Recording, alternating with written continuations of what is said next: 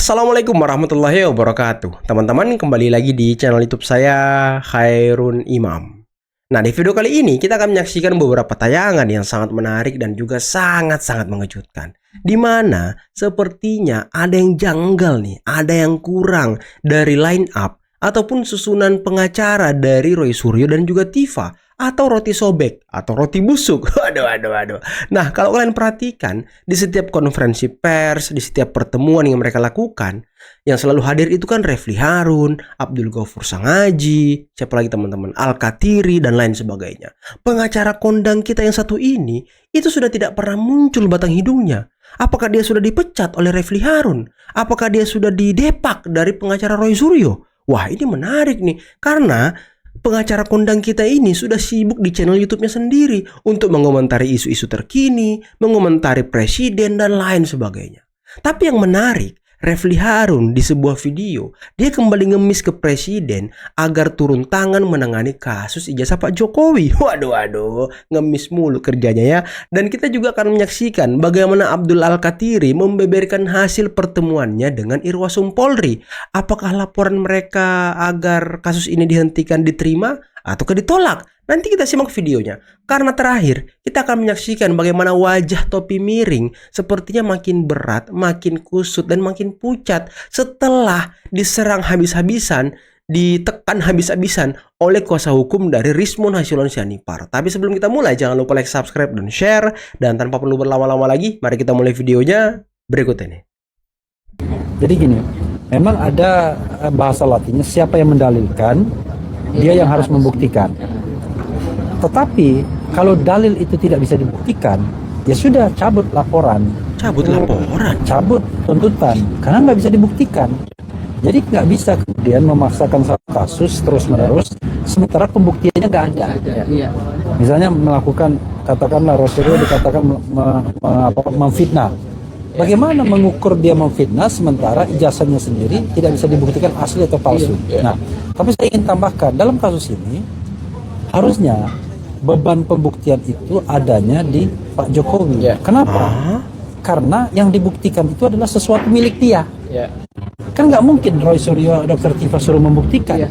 Karena dia tidak memegang ijazahnya, kecuali Roy Suryo dipinjemin ijazah, dipotret, suruh buktikan.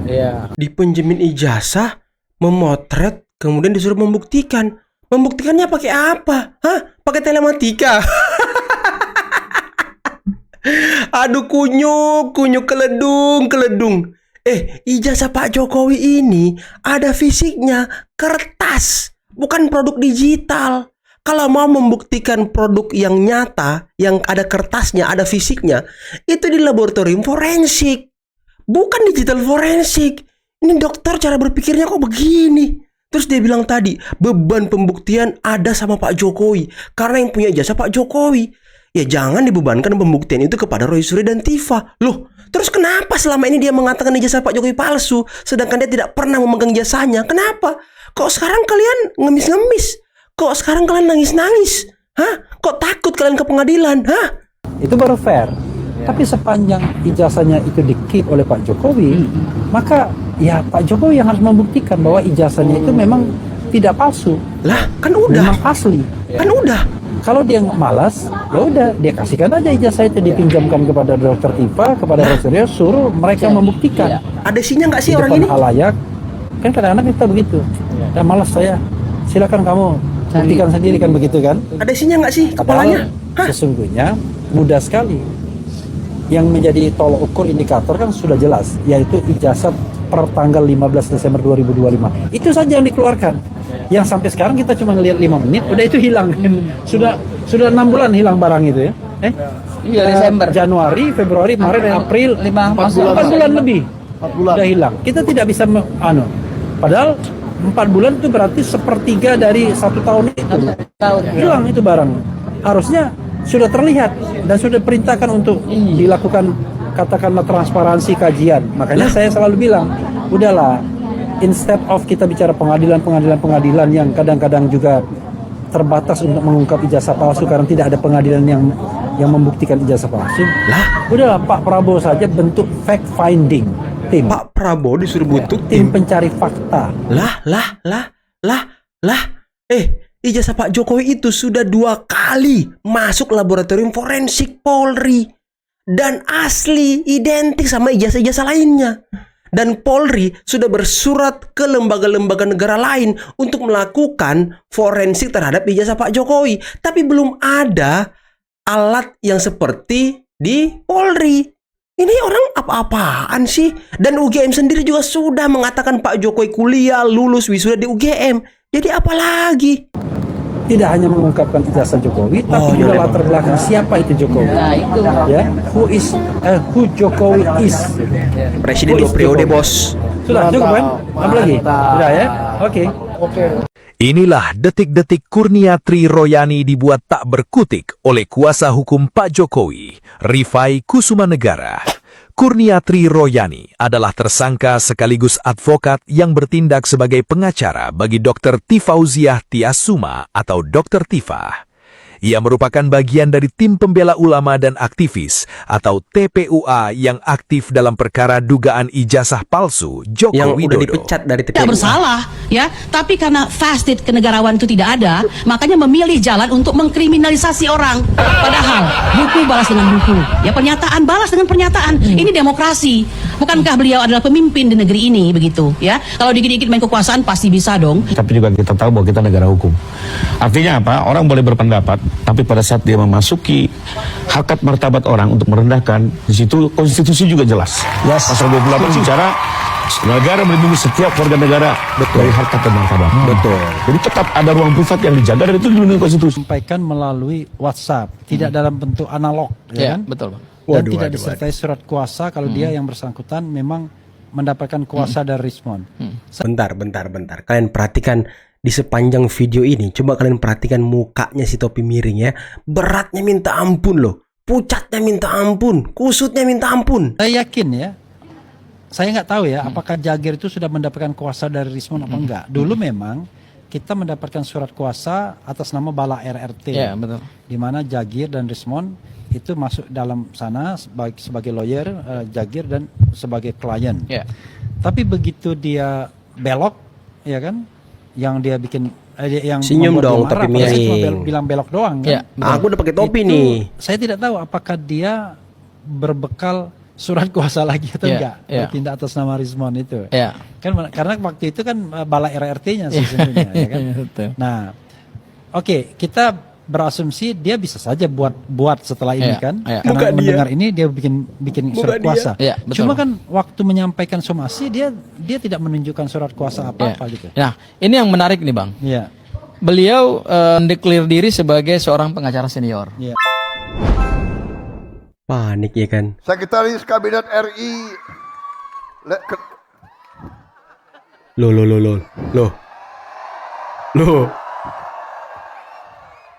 belum saya sebut nama kalian sudah teriak. Udah histeris ya kan. Yang teriak emak-emak semuanya. Gue presidennya, bukan dia, gue presidennya. Presidennya. Pak Prabowo. Kalah paham orang masih skap ya kan. Sekretaris Kabinet RI Letnan Kolonel Teddy Indra Wijaya.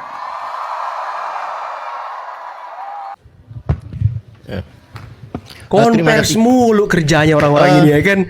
Konvers mulu Seperti loh. yang berkali-kali kami sampaikan di media bahwa kami telah mengirim surat ke Irwasum sehubungan dengan beberapa hal. Di antaranya kita ajukan masalah penerapan Undang-Undang PSK, pelindungan saksi dan korban. Yang mana di situ jika ada pelaporan lebih dulu maka tidak boleh dilaporkan balik sebelum itu tuntas. Kemudian kami juga membahas soal perkap yang pada waktu pemeriksaan laboratorium awal-awal itu yang mana belum penyidikan tapi sudah diperiksa laboratorium, itu ada pelanggaran perkap nomor 10 tahun 2009. Kemudian di situ juga kami sampaikan ada pelanggaran pasal 79 KUHAP yang baru, yang mana dengan deresnya RJ, ya kan, restoratif justice ini, ya kan, mekanismenya diantaranya sebelum SP3 itu harus ada pencabutan laporan. Berkali-kali dikatakan itu yang kami sampaikan di Irwasum. Dan kami juga selain kami mengadukan bahwa hal-hal seperti itu belum diproses dengan benar, dan kami juga mempertanyakan keabsahan penghentian gelar perkara pada waktu di Bareskrim dulu, yang mana ditanggapi awalnya dari Propam, oleh Propam dirujuk ke Irwasum untuk diproses, dan Irwasum terakhir mengirim surat pada kami menyatakan bahwa masih dikonfirmasikan ke Bareskrim. Berarti kan peristiwa ini kan belum selesai, ya kan? Dan kami 2 kali kami kirim surat ke Irwasum, diantaranya kami mohon audiensi ya, ada suratnya itu. Oleh sebab itu dengan tidak ditanggapi, maka kami akan ajukan dalam waktu dekat ini, yaitu ke Ombudsman. Karena di dalam Ombudsman itu mekanismenya, jika kita ingin, karena Ombudsman itu adalah suatu lembaga yang tugasnya mengoreksi kasihan kali dan orang-orang ini mengontrol lembaga negara maupun pejabat negara. Tapi syaratnya harus ada pengaduan internal dulu. Oleh sebab itu kami sudah mengajukan ke Irwasum, yaitu satu pengawas internal tertinggi di kepolisian. Karena tidak ditanggapi, maka dalam waktu dekat ini kami akan mengajukan pengaduan dan audiensi di Ombudsman dan Kompolnas. Dan di Kompolnas. Karena kedua lembaga ini adalah lembaga yang tugasnya mengawasi dan mengontrol kepolisian. Ya, itu yang kami akan lakukan dalam waktu dekat ini. Kemudian ada lagi sebenarnya. Saya heran, semakin pinter, banyak yang pinter maling. Gak habis pikir aku. Untuk buruh, tidak ada partai. Kita semua membela kepentingan buruh. Saudara-saudara, saya mengajak saudara-saudara, marilah kita bersyukur kehadirat Tuhan Maha Besar, Allah Subhanahu wa Ta'ala. Kita diberi kesehatan, bisa berkumpul pada hari yang bersejarah ini, 1 Mei, May Day, Hari Buruh seluruh dunia. Saya bersumpah untuk berjuang untuk kepentingan seluruh rakyat Indonesia, dan terutama mereka-mereka yang hidupnya masih sulit. Itu adalah tugas saya, itu adalah tugas pemerintah yang saya pimpin. Kami tidak akan gentar, kami tidak akan menyerah, kami tidak akan ragu-ragu untuk membela kepentingan rakyat Indonesia. Justru yang hidupnya susah, mereka adalah orang-orang yang jujur, orang-orang yang ikhlas. Yang saya sedih, orang semakin tinggi pangkat, banyak yang semakin gak jelas. Saya heran, semakin pinter, banyak yang pinter maling. Gak habis pikir aku, gak habis pikir. Nah teman-teman, coba kalian perhatikan, ada berapa konferensi pers tadi, ada berapa video tadi yang menampilkan para pengacara roti sobek ataupun roti busuk. Ada 3 kalau nggak salah ya, saat bersama Michael Sinaga, dan di situ ada Abdul Ghafur Sangaji. Tapi yang menarik, ini Abdul Ghafur sepertinya sudah beralih profesi teman-teman. Bukan lagi pure pengacara, dia ikut-ikutan langkah dari Refli Harun jadi YouTuber juga. Aduh. Sampai-sampai dia tadi pegang mic ya kan di dekatnya si Refli.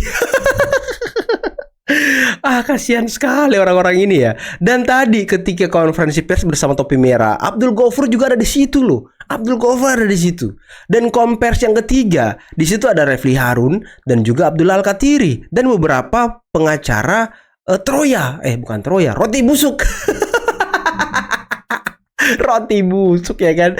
Aduh, dan muka dari Koji Nudin itu nggak pernah muncul teman-teman. Kemana pengacara kondang kita ini? Kemana dia? Apakah dipecat oleh Refli Harun?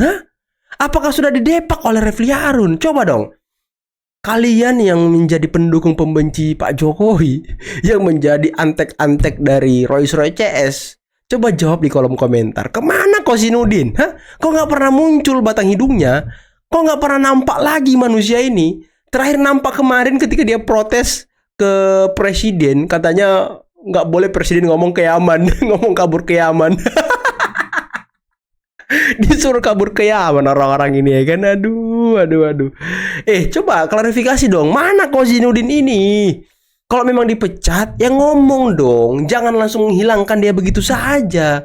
Kasihan pengacara kondang kita ini. Sudah tenggelam waktu ada Refli Harun, nama dia sudah tidak pernah muncul lagi, sudah jarang diundang ke TV. Masa ya sekarang jarang diundang konvers lagi? Padahal awal-awal kan Kosi Nurdin terus tuh yang mendampingi Roy Suryo dan kawan-kawan, yang konvers lah, yang apalah, yang bikin panggung-panggung orasi lah. Kan Kosi Nurdin tuh yang menginisiasi kayaknya. Kok dia nggak dipakai lagi? Ada apa ini, ha? Wah, ini gawat sih. Apakah di antara mereka ini sudah terpecah belah, teman-teman? Kayak gelas dijatuhkan terus, terhambur dia kan. Aduh, tapi ya saya ini loh, saya geli loh dengar doktor yang katanya ahli hukum tata negara tadi. Aduh, nggak banget gitu. Pola pikirnya kok begitu, dokter tapi pola pikirnya begitu loh. Aneh bin ajaib ini. Aduh, gimana ya? Dan tadi topi merah, kayaknya topi merah ini makin sulit tidur ya. Makin sulit makan, ya kan? Mikirin soal somasi dari kuasa hukum Rismon. Cuman katanya teman-teman ya, kalau saya nggak salah ya, terakhir topi miring ini mau dipertemukan dengan Rismon. Ya, karena kan tuntutan dari kuasa hukum Rismon, ya dia harus datang menghadap ke kantor hukumnya pengacara Rismon untuk ngobrol bicara gitu ya kan, karena disomasi teman-teman.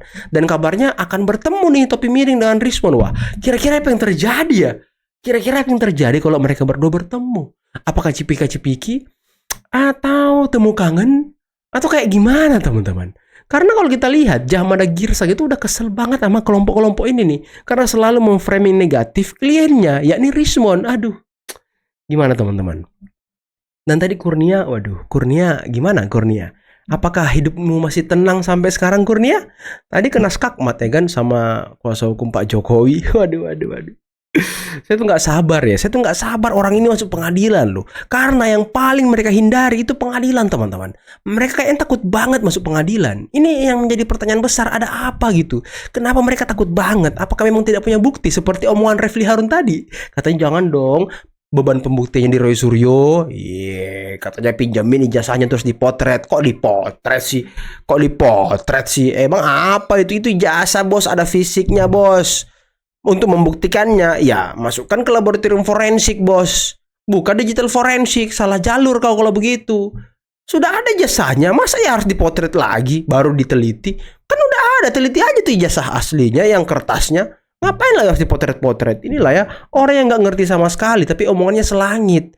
Tapi ya saya ngerti sih, orang-orang yang menggang mic tadi ke Refli Harun ya, mereka kan nyari video, nyari AdSense teman-teman. Jadi wajar.